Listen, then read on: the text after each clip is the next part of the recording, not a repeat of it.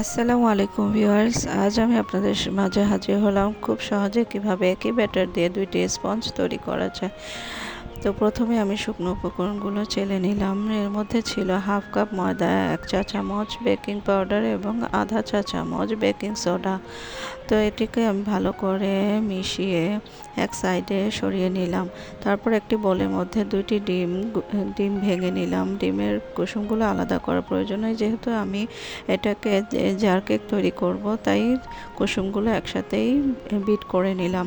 তো এর মধ্যে আমি 1/3 কাপ পরিমাণ চিনি অ্যাড করে দিলাম 2-3 বারে। তো চিনিটা যখন গলে আসবে তখন এর মধ্যে 2 টেবিল চামচ রান্নার তেল এবং 1 টেবিল চামচ ভ্যানিলা এসেন্স অ্যাড করে দিলাম। তো এটাকে 5 থেকে 6 সেকেন্ড বিট করার পর এর মধ্যে শুকনো উপকরণগুলো ঢেলে দিলাম। তো শুকনো উপকরণগুলো একবারে দেওয়া যাবে না, তো এটাকে আমি 2 থেকে 3 বারে দিয়ে আস্তে আস্তে ক্লকওয়াইজে ঘুরিয়ে তারপরে শুকনো উপকরণগুলো ব্যাটারের মধ্যে ভালো করে মিক্স করে নিলাম।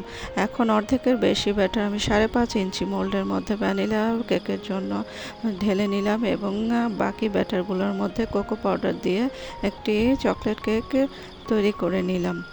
চকলেট কেকের স্পঞ্জ তৈরি করে নিলাম। তো এই ছিল, দেখুন আমার বেক করার পরে আমার এই স্পঞ্জগুলো কতটা তুলতুলে এবং নরম। তো আজ এই পর্যন্তই। আল্লাহ হাফেজ।